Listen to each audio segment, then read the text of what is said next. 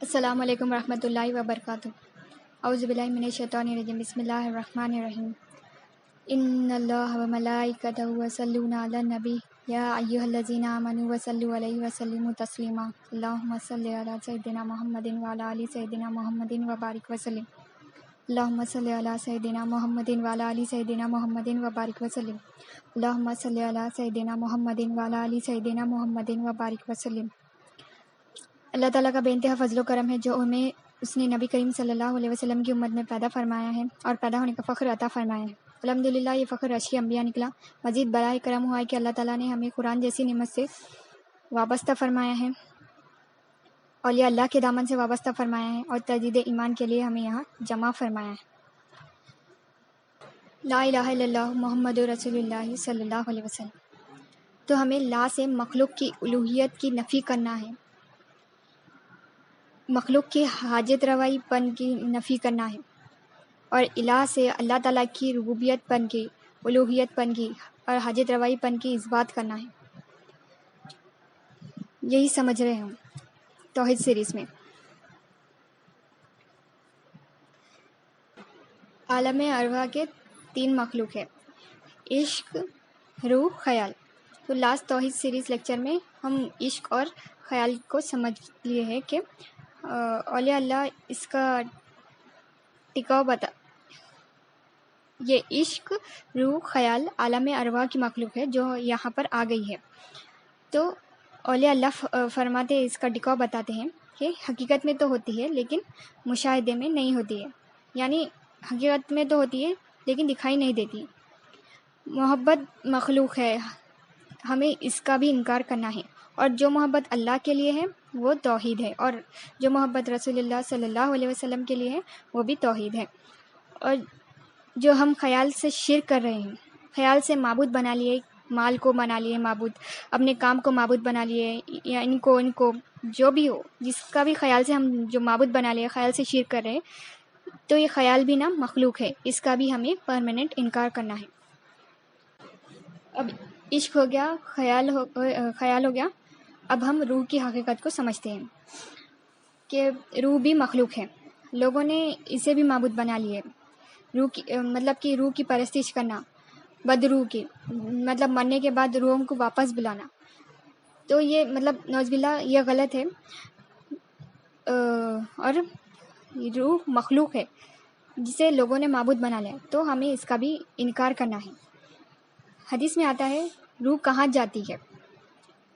اللہ تعالیٰ نیکوکاروں کی کچھ روحیں 7ویں آسمان پر پہنچا دیتے ہیں فرشتوں کے ذریعے، اور 7ویں آسمان سے روح جنت کا مشاہدہ کر رہی ہوتی ہے۔ دیکھیے، جو نیکوکاروں کی روح ہوتی ہے حدیث میں آتا ہے اللہ تعالیٰ اسے 7ویں آسمان پر پہنچا دیتے ہیں، اور وہاں سے وہ جنت کا مشاہدہ کر رہی ہوتی ہے، جنت کو دیکھ رہی ہوتی ہے۔ دوسری روایتوں میں آتا ہے کہ اللہ تعالیٰ کچھ روحوں کو جنت میں سبز رنگ کے پرندے ہیں ان کے پیٹوں میں رکھ دیتے ہیں، اور وہ پرندے جنت میں اڑتے ہیں اور روح ان کے ساتھ سیر کر رہی ہوتی ہے۔ دیکھیے، دوسری روایتوں میں آتا ہے کہ روح کو اللہ تعالیٰ جنت کے جو سبز رنگ کے پرندے ہوتے ہیں ان کے پیٹوں میں رکھ دیتے ہیں، نیکوکاروں کی روح کو۔ جیسے جیسے وہ پرندے اڑتے ہیں ویسے ویسے ہی وہ روح ان کے ساتھ سیر کر رہی ہوتی ہے۔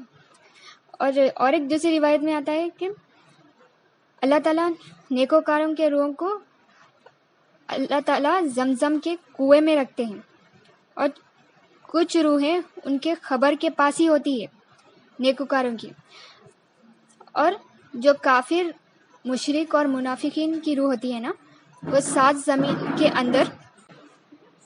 زمین کے اندر انہیں قید کر دیا جاتا ہے، وہ نکل نہیں سکتی۔ دیکھیے، جو دوسری روایت میں آتا ہے نیکوکاروں کی روح اللہ تعالیٰ زمزم کے کنویں میں رکھتے ہیں، اور کچھ روحیں ان کے خبر کے پاس ہی ہوتی، اور جو بد روحیں ہوتی ہے، مطلب کہ جو کافروں کی روح ہوتی ہے، مشرکوں کی روح ہوتی ہے، منافقین کی روح ہوتی ہے، اللہ تعالیٰ ساتوں زمین کے نیچے ان کو قید کر دیتے ہیں، جو کہ وہاں ان کی روح نہیں نکل سکتی۔ اب دیکھیے، دین کے تحت روح کا کام کیا ہے؟ دیکھیے، حدیث جبرائیل علیہ السلام سے دین اسلام، ایمان اور احسان ہے۔ اسلام یعنی دل اللہ تعالیٰ کے سپرد کر دینا اور اپنا رخ اللہ تعالیٰ کی طرف کر دینا۔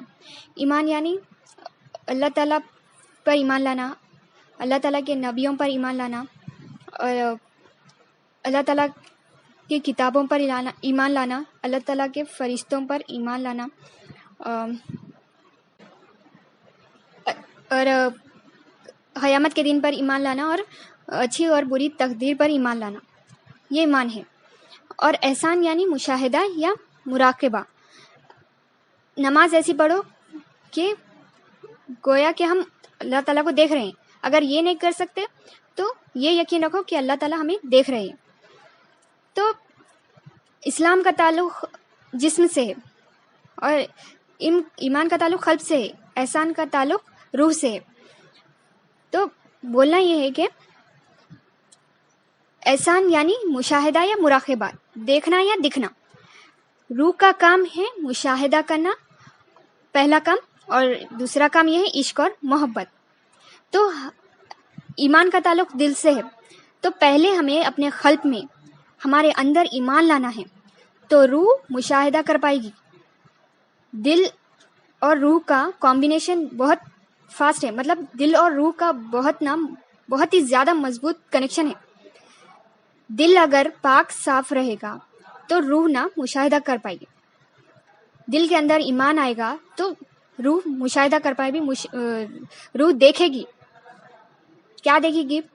جب ہمارے دل میں تصدیق ہو جائے گی اللہ تعالیٰ ہی ہمارے حاجت روا ہے، اللہ تعالیٰ کی ربوبیت پن کا، اللہ تعالیٰ کی الوہیت پن کا جب ہمارے اندر تصدیق ہو جائیں گی، تب روح دیکھے گی کہ اللہ تعالیٰ ہماری پرورش کیسے کر رہے ہیں، کہ اللہ تعالیٰ ہی ہمارے مالک ہے۔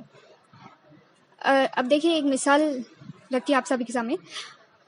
ایک آئینہ، مرر، ایک آئینے پر دھول اور غرض مطلب جمی ہوئی ہے۔ وہ آئینہ کئی سالوں سے روم میں ہے، وہ روم بند ہے، اس کی کوئی صاف صفائی نہیں ہوئی ہے کئی سالوں سے، تو اس آئینے پر دھول غرض جمی ہوئی ہے۔ تو کیا ہم اس آئینے میں اپنی صورت سنوار سکتے ہیں؟ کیا ہم اپنے آپ کو دیکھ سکتے ہیں اس آئینے میں؟ نہیں، اب وہ آئینے میں ہم بالکل نہیں دیکھ سکتے اپنے آپ کو، نہ اپنی صورت سنوار سکتے۔ آئینہ اگر صاف رہا تو ہم اپنی صورت سنوار سکتے، اپنے آپ کو دیکھ سکتے، لیکن دھول غرض ہے اس آئینے پر ہے، پھر اس آئینے پر کئی سالوں سے بندے زنگ بھی آ گیا ہے، آئینہ صاف نہیں ہے، ہم اپنی صورت نہیں سنوار سکتے۔ ویسے ہی ہمارا دل جو ہے نا، ہمارا قلب ایک آئینہ ہے، اس پر دھول غرض آ گئی ہے، گناہ کر کے ہم جو گناہ کرنے سے ہمارا قلب جو ہے نا گندا ہو گیا ہے، تو ہمیں توبہ کرنا ہے، اس کے اوپر سے دھول غرض صاف کرنا ہے، تبھی ہماری روح مشاہدہ کرے گی، دیکھے گی۔ اور جو زنگ لگ گیا ہے، مطلب بڑے بڑے گناہ کر کے، یعنی کفر، نفاق، شرک ہمارے اندر آ گیا ہے، وہ بڑے گناہ کر کے سے زنگ لگ گیا ہمارے دل کو، تو یہ زنگ بھی ہم آہستہ سے صاف کر سکتے۔ توبہ کرنے سے اگر ہم اس بڑے زنگ سے، اس بڑے گناہ سے توبہ کر کے ایمان لا لیے، تو زنگ صاف ہو جائے گا، ہمارے دل کا دل پاک صاف ہو جائے گا۔ تب کیا ہوگا؟ ہمارے دل میں ایمان آ جائے گا، تو روح تصدیق ہو جائے گی کہ اللہ تعالیٰ کی ربوبیت پن کی تصدیق ہو جائے گی، حاجت روائی پن کی تصدیق ہو جائے گی کہ اللہ تعالیٰ ہی ہمارے مالک ہے، اللہ تعالیٰ ہی ہماری پرورش کرنے والے۔ تو پھر روح دیکھے گی کیسا اللہ تعالیٰ ہماری پرورش کر رہے ہیں، کہ اللہ تعالیٰ ہی ہمارے مالک ہے۔ جب دل میں تصدیق ہو جائے گی، پھر روح مشاہدہ کرے گی، پھر روح کا اور کام کیا ہے؟ روح پھر اللہ تعالیٰ سے ٹوٹ کر محبت کرے گی۔ دیکھیے بایزید بستامی رحمۃ اللہ علیہ فرماتے ہیں کہ میں نے 10 سال اپنے دل کا علاج کیا۔ آپ پیر و مرشد ہیں، حضور غوث الثقلین رضی اللہ تعالیٰ عنہ، حضرت جنید بغدادی رحمۃ اللہ علیہ کے پیر و مرشد ہے، اور آپ کا مقام اولیاء اللہ میں ایسا ہے جیسا حضرت جبرائیل علیہ السلام کا فرشتوں میں ہے۔ آپ کا مقام اولیاء اللہ میں ایسا ہے جیسا حضرت جبرائیل علیہ السلام کا فرشتوں میں ہے، اور آپ فرماتے ہیں میں نے 10 سال اپنے دل کا علاج کیا۔ پھر آپ آگے فرماتے 10 سال اپنی زبان کا علاج کیا، 10 سال میں نے نفس کا علاج کیا۔ آپ فرماتے ہیں 3 علاجوں میں سب سے زیادہ مشکل علاج دل کا تھا.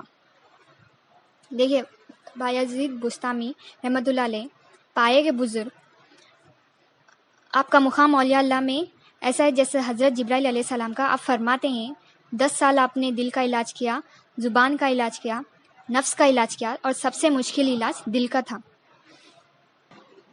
قلب ہمیں اللہ تعالیٰ نے امانت کے طور پر دی ہے. دیکھیے دل میں نا ہمیشہ تبدیلی ہوتے رہتی ہے، اس لیے اس کا نام قلب رکھا گیا. قلب یعنی تبدیلی آنا. تو جو مومن ہوتا ہے اپنے تعلیمات، اس کے پاس جو علم آیا ہے اس میں تبدیلی لاتے رہتا ہے.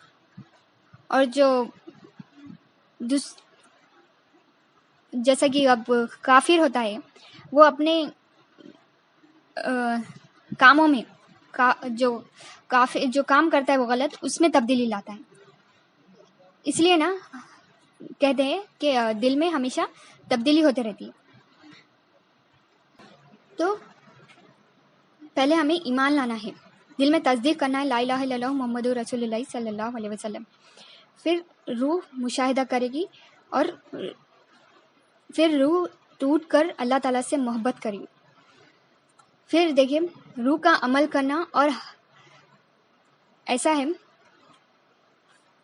کہ ہر کام میں روح ہے، ہر کام کی روح ہے. مطلب ہر کام میں ہمیں اس کے روح کے تحت کرنا ہے تو وہ کامل مکمل ہے جو بھی کام ہم کر رہے ہیں، اور اللہ تعالیٰ کی بارگاہ میں قبول ہوتا ہے. اور اگر ہم کام روح کے تحت نہیں کر رہے ہیں، وہ عمل نا بیکار ہے. دیکھیے اللہ تعالیٰ نے روح ہمیں دیا ہے،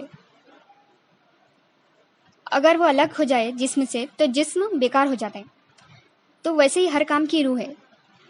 جانور کے اندر بھی روح ہے، ملائکہ کے اندر بھی روح ہے، انسانوں کے اندر بھی روح ہے، جنات کے اندر بھی روح ہے، اور جتنے جی رہے ہیں سوچ سمجھ کے کام کر رہے ہیں ان کے اندر روح ہے.